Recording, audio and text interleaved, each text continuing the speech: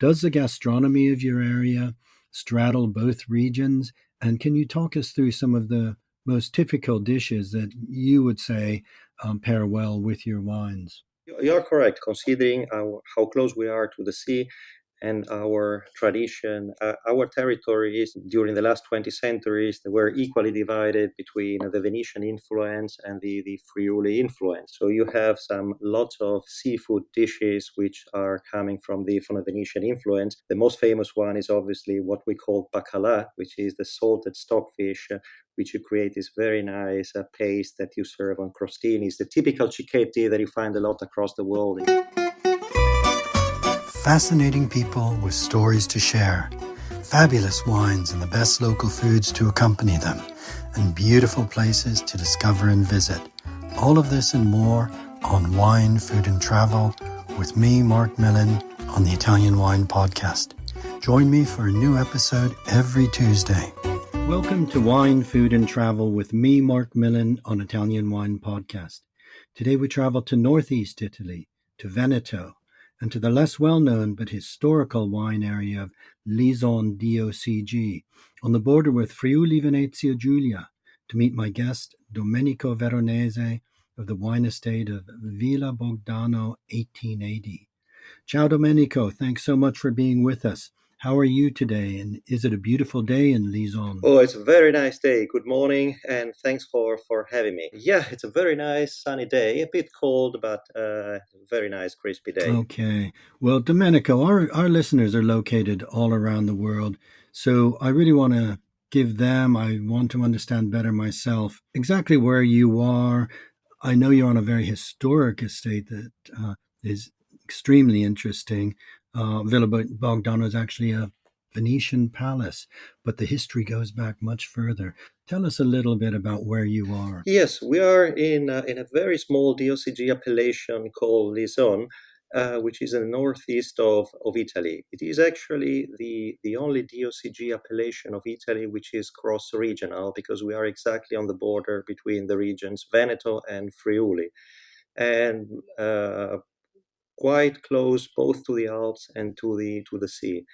It is an area that historically, both under Rome and Venice, was dedicated to agriculture and viticulture. But how we know it today, the history starts in the second half of the 19th century, and it starts with a dozen of farmers that started growing vines. Some of them, like Merlot and what used to be Tocai, were coming from France, and others were autochthonous. And that's how winemaking started. In our case, we decided to pay homage, tribute to the beginning of winemaking in that area. We call the estate Villa Bogdano 1880 because we have a palace with a marble inscription when the palace was erected of 1880, and it's at the same time the period where winemaking started in that estate. Okay, that's really fascinating and interesting, of course, and I think it's important for our listeners to understand this lengthy history of viticulture and also the fact that for the Romans, this was a great thoroughfare. This was a great road passing through your area, going up into Central Europe, Northern Europe, but also around the coast into what is today Slovenia and Croatia and the Dalmatian coast, connecting Rome with the Eastern Mediterranean as well as Northern Europe. And so viticulture being carried out here by the Romans, and then, of course, the area dominated by the Republic of Venice, and it was the Venetians who built the palace, the villa. So a lengthy period, but the story of viticulture begins in 1880. So just 20 years after the unification, the creation of the Kingdom of Italy. Domenica, let's also learn your story. I know that you've been involved with Philip Bogdana. Is it since 2016? What were you doing beforehand, and what made you decide to embark on this project? Well, I was actually born and raised nearby Venice, actually only like 10 minutes away from the estate.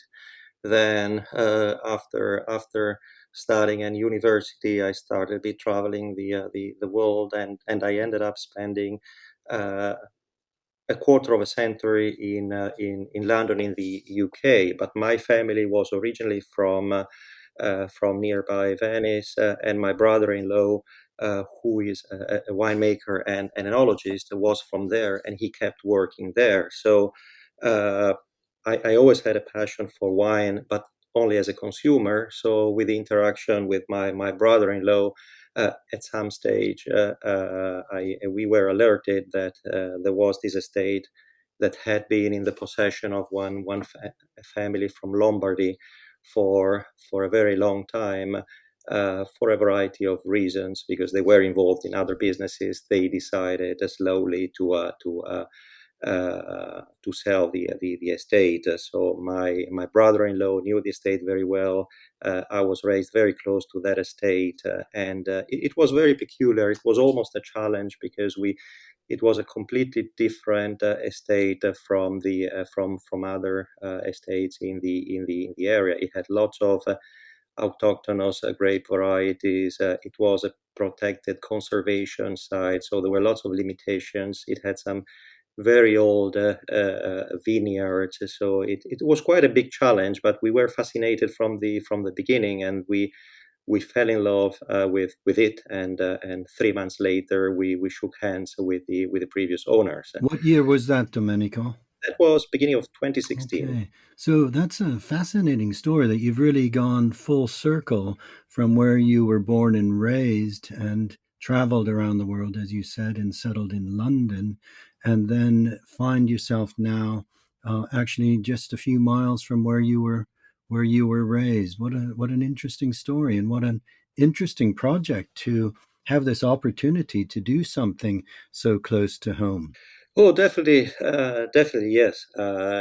Obviously, it's fascinating. Lots of hard work, and we always consider it a bit of a startup, in the sense that we have decided to take a completely unconventional view. For instance, focusing on old vines. When we arrived, lots of people perceived having lots of old vineyards almost as a disgrace, because of the very limited yields, because of the presence of some indigenous varieties that maybe were not the trendy varieties in the commercial market, etc. But we felt it was just fascinating, and we just took the view that we wanted to save these old vineyards. We're talking about approximately 18 hectares. So if you consider the number of grapes, and that you cannot really use mechanization when every vine is different from the other, it was very, very challenging, and I think even more than we initially expected.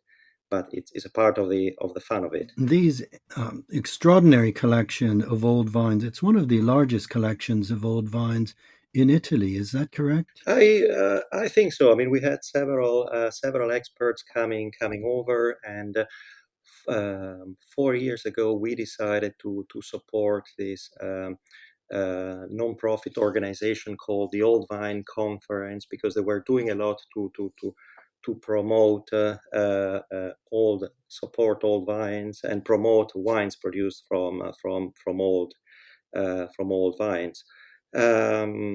So it's definitely quite a large extension, and yeah, there are several grape varieties Okay, there. well, in fact, I first heard about Villa Bogdano 1880 through the Old Vines Conference, and indeed, I know you've been very involved in that, and it's a very important and significant organization that's promoting old vine vineyards around the world. So, it's a fascinating, because I think people are beginning to, or people have long, and many more people are beginning to realize how important it is to protect this valuable patrimony of old vines, but also simply that old vines may yield lower quantities, but can produce extraordinary results. Domenico, tell us about some of these native grape varieties, and indeed some of varieties that perhaps we don't consider uh, native to Northeast Italy, but which have been cultivated in Northeast Italy at least for a couple of hundred years. Definitely, yes. I think the first by importance and extension is definitely the grape variety known as Tocai Friulano. Tocai Friulano dates its origin in Italy around 1850. We know that initially it arrived from France from a grape variety called Sauvignon As or Sauvignon Vert. And when it arrived, obviously over almost 200 years, it has slowly evolved into something which is now quite different from the original Sauvignon as it derives from. We have two different biotypes. By biotypes, meaning they are not clones. Clones in viticulture started mainly on an extensive scale from the late 60s, and now we have approximately 14 clones of Tocai Friulano. But we have the original biotypes because some of these vines have more than 100 years. So we are talking about an age where clones were not existing yet. We have two biotypes: the yellow biotype and the green biotype. The green is slightly more acidic, but the yellow one is definitely more interesting from a winemaking standpoint because it can produce wines of great intensity and complexity, and with a great potential for aging, which I think is quite important nowadays because wine consumption patterns are changing. And even if Italy has always been known as a place for as an important place for wine production, I think internationally we're more known for uh, quality red wines rather than for quality white wines. Besides Tocai Friulano, we have two other varieties. One is talking about old vines. One is Merlot. It's not an indigenous grape variety because it came from France, even if a wine expert recently pointed out that we were calling it Merlot, both the grape variety and the wine, more than 100 years ago when other parts of the world were calling it Claret. So, in terms of wine production, actually, it's some people say you could well call it an indigenous grapes because even the wine you always called it like that. And last one is Refosco dal Peduncolo Rosso. It's very peculiar indigenous grape variety, which can make some very interesting red wines. Okay, so that's really really interesting. And just to assist our listeners, Domenico, the name Tocai Friulano. This is the grape that is known in Veneto as Thai. Is that correct? That is correct. Yes, we. It used to be one of the most planted grape varieties in the north of Italy. In Italy, unfortunately, other parts of Europe, Hungary in particular, were growing another grape variety, Formint, which is a completely different grape variety and producing a wine which has a similar name. So. A legal dispute started, and Italy ended up to losing the original appellation. So we used to call it Tokai. Now it's as a wine we cannot call it Tokai anymore. The grape variety can be still called like that, but the wines it's called Friulano in Friuli, and Thai or Lison in Veneto. Okay, that's important to clarify. I know Alsace as well lost the right to call the Tokay d'Alsace at the same, or it must have been around the same time when that name was protected for the great Hungarian Tokay, the sweet wine. Also, these old vineyards, these old vines, how old are they, Domenico? Are they pre-Phylloxera?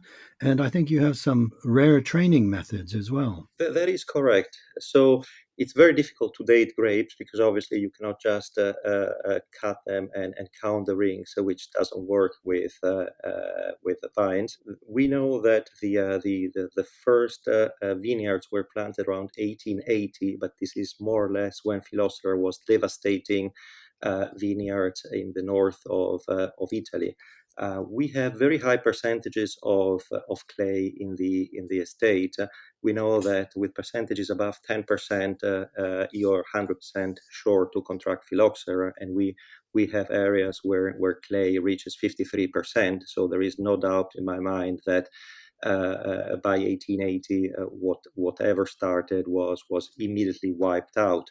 We made several DNA analyses of the roots of the vineyards, and we have estimated that our oldest vineyard is between the end of the 19th centuries and the first 2 decades of the 20th century. So we're talking about just over 100 years old.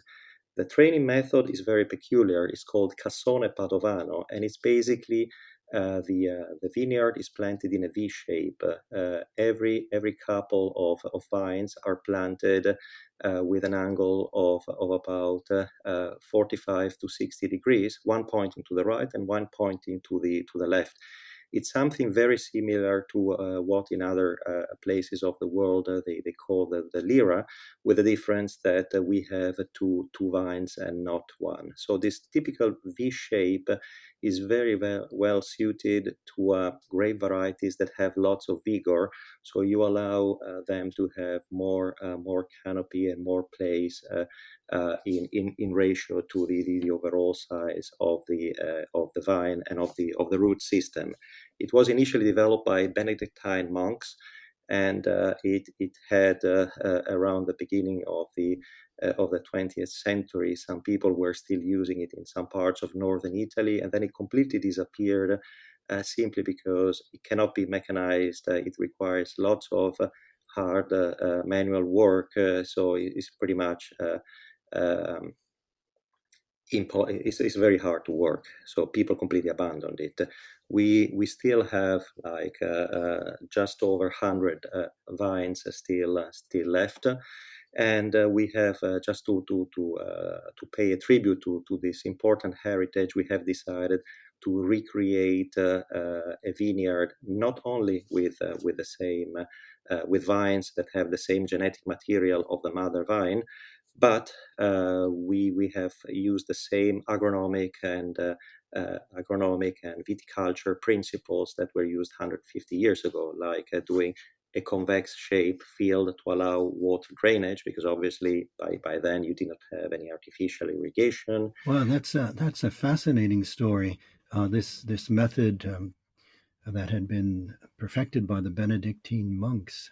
Monasteries, of course, were repositories of knowledge and helped to spread viticulture and produce great wines.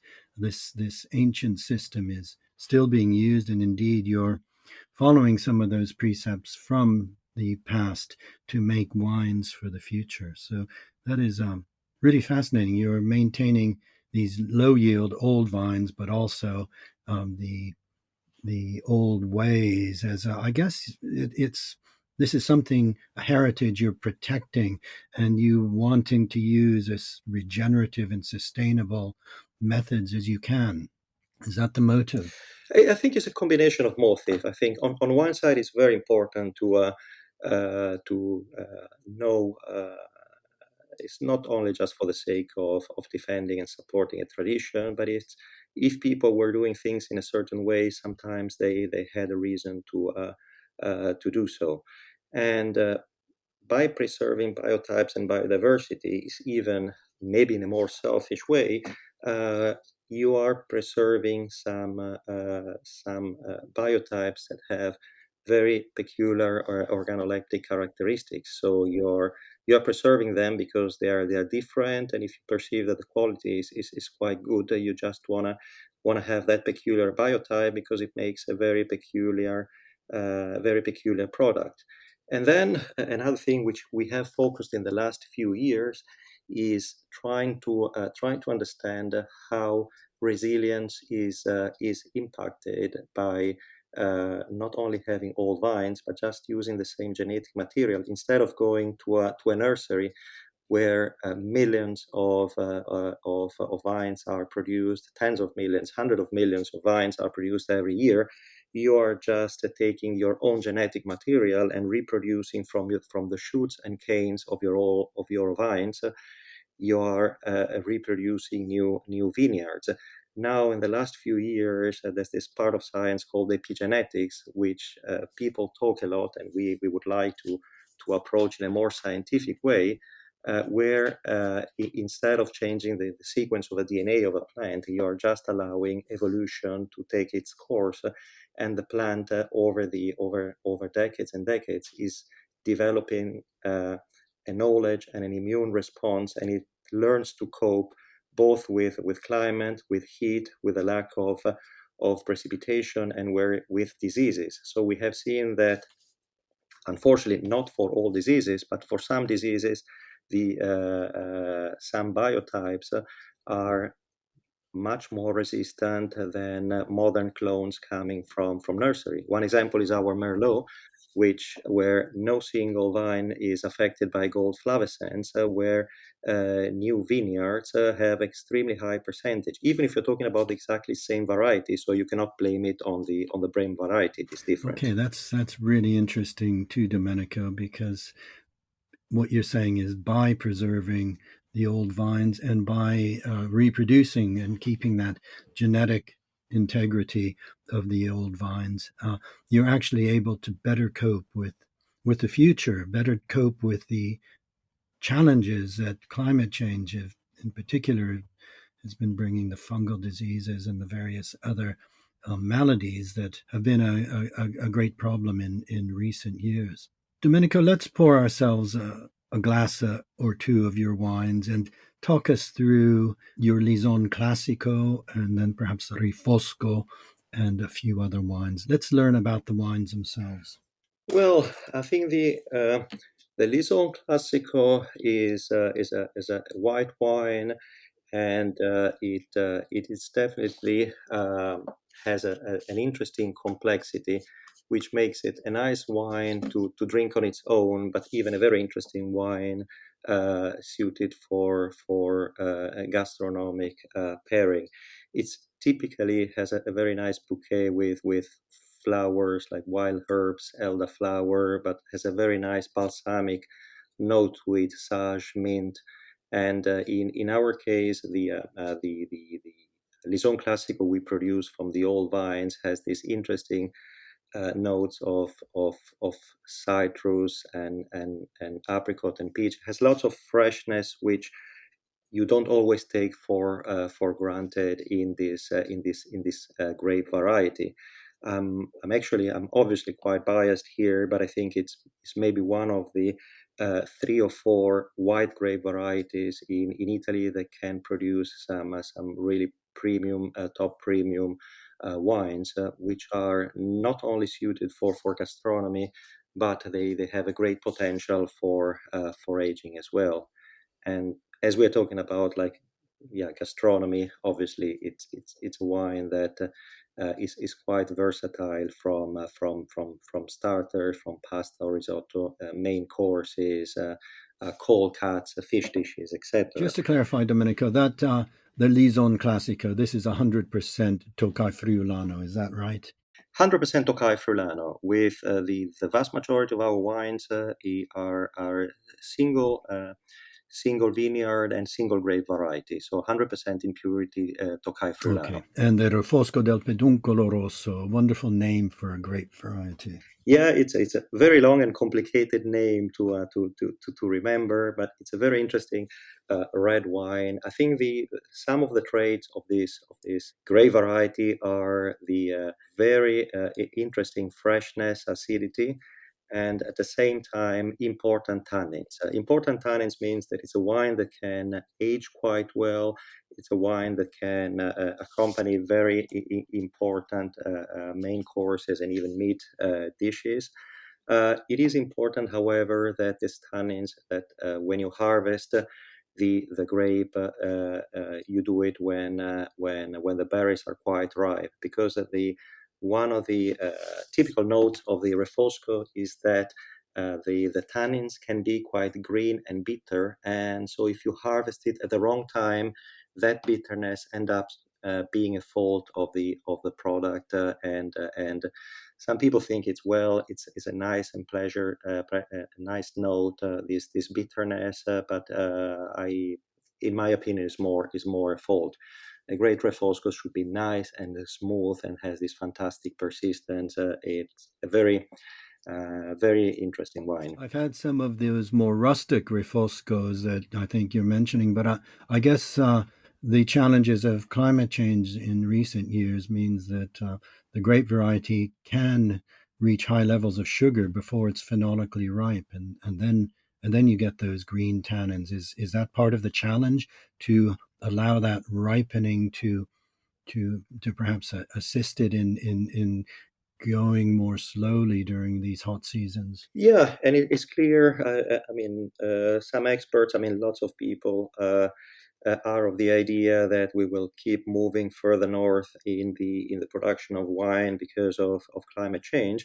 And even if I partially agree in the sense that we are seeing that even countries like England have started producing some fantastic wines, but the fact that we can expand the production further north doesn't mean that you cannot keep producing in areas which are becoming warmer. I think, however, you cannot produce with the current methods. We have noticed, for instance, that old vines tend to react much better to warm and dry seasons. And two of the main reasons, which are quite intuitive, is one, they have a very big and profound root system. So when you have a few days or week of heat and the first 10, 20, 30 centimeters of soil become dry and hot, obviously the plant has all the roots a few meters deep down, and it really doesn't care what's happening up there.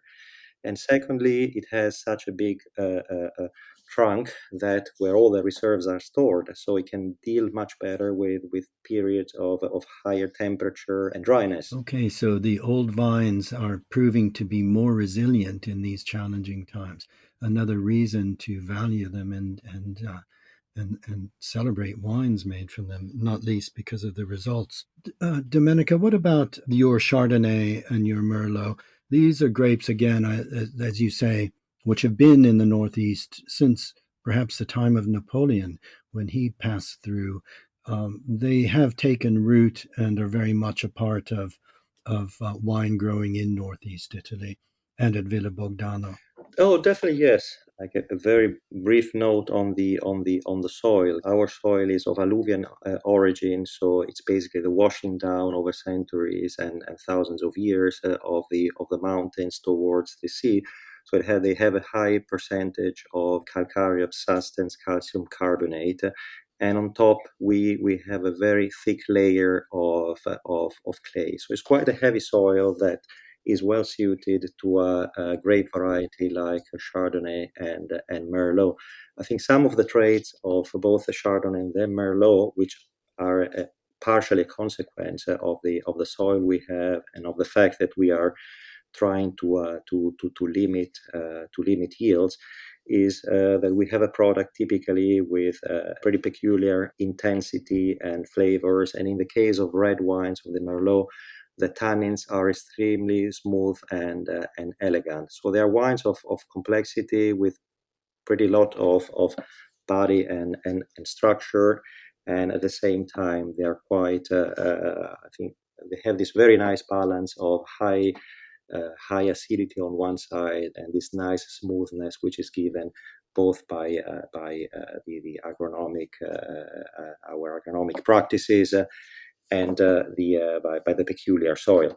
Okay, that's really interesting. And what about the conditions of the mountains and the sea in terms of regulating climate? How high are your vineyards, and is this part of the factor in keeping the vineyards ventilated and benefiting the development of the grapes during the growing season? These two influences, mountain and sea. Well, definitely yes. There is the microclimate. We are very close to the Alps and very close to the seaside. So we have these typical daily breezes, which create this natural ventilation that is very good for vine growing. And on top of that, we have our estate is closed by two rivers, which help to create this microclimate. Okay. Now, Domenico, you mentioned that Lison DOCG is the only DOCG in Italy which straddles two regions, Veneto and Friuli. I'd like to turn to the gastronomy of your area because these are very gastronomic wines. These are wines which, as you say, can be enjoyed on their own, but really are, like most Italian wines, are wines to enjoy with food and probably very well pairing with the local food.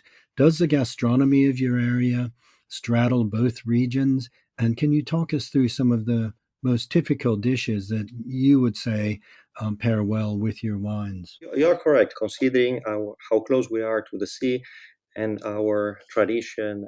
Our territories during the last 20 centuries they were equally divided between the Venetian influence and the Friuli influence. So you have some lots of seafood dishes which are coming from the Venetian influence. The most famous one is obviously what we call bacala, which is the salted stockfish which you create this very nice paste that you serve on crostinis, the typical cicchetti that you find a lot across the world, including in the UK, and which are some fantastic appetizers which go very well with our Lison Classico or even with our Chardonnay.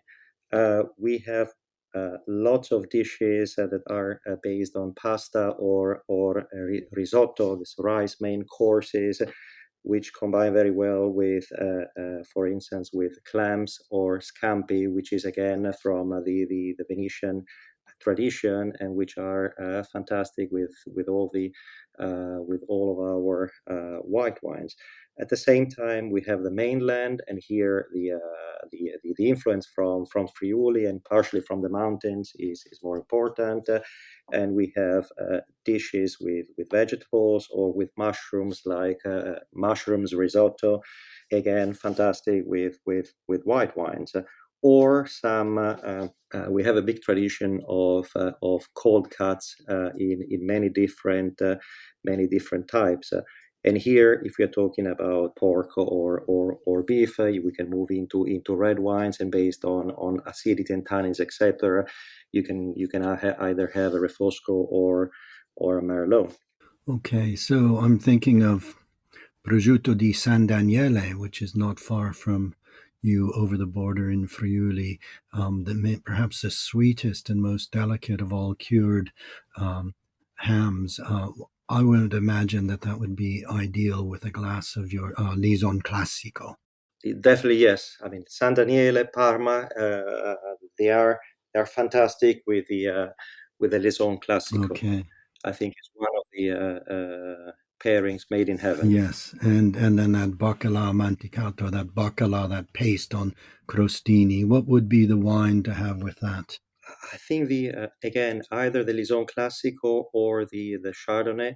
The Chardonnay we have two versions. One of them has a longer maturation and partially done in barrique. Okay. Now, Domenico, you've really given us such a good picture of Villa Bogdano, 1880, this Venetian villa surrounded by historic old vines, and I'm sure our listeners would love to visit. Can you tell us about wine hospitality? Can we visit? Can our listeners visit? And what do you offer, if so? Oh, definitely yes. We are currently organizing on a regular basis, or even if people show up, we are able to organize visits, which are both visits to the estate, and we have this old medieval forest with protected species, and nearby we have the old vines. So just looking at the old vines is a very nice visit around the estate. And then obviously we have the wine tastings in different formats, and just wine tastings on their own, or we can on demand organize wine tastings with food pairing, uh, and organized even with some local restaurants that produce local dishes. And then on a more occasional basis, We tend to organize experience which try to go a bit beyond just simply offering the glass of wine or showing around the estate. For instance, we do organize visits with botanists. And the idea, the concept is to try all the different aromatic herbs, to find them, to taste them, etc. And then go back to the wine tasting and trying to find in the flavor of the wine and in the taste of the wine, trying to find the herbs that you discovered in the field and in the vineyard in the first place. So trying to have an experience which goes a bit beyond the simply tasting the wines. Wow, that sounds fascinating. So lots of different options for visitors. Definitely, yes, and hopefully by next year we'll be able to welcome guests overnight as well. Okay. Well, that's really interesting to you. I think that's the best way for people to really understand a property and its wines is to have that opportunity to stay on an estate, speak to the winemakers, taste the wines with the local foods. So that's great. Domenico, you've taken us into the world of Villa Bogdano 1880, into this beautiful story of your own journey from your hometown nearby, around the world, and certainly to your 2 decades plus in London, and then finding yourself working with your brother now back near where you were born on this beautiful and historic wine estate. It's certainly somewhere I would be very eager to visit, and I hope I can meet you there one day. But in the meantime, I want to thank you for being our guest on the Italian Wine Podcast. I thank you very much, and I hope to see you in 2025. It was a great pleasure. Thanks for having me, and I'm really looking forward to welcome you and all the listeners to the estate. Thank you, Domenico. Have a great day. Buona giornata. Buona giornata. Ciao, Marc. Ciao. Ciao. We hope today's episode of Wine, Food and Travel with me, Marc Millon, on the Italian Wine Podcast has transported you to somewhere special. Please remember to like, share, and subscribe wherever you get your pods. Likewise, you can visit us at ItalianWinePodcast.com. Until next time, chin chin.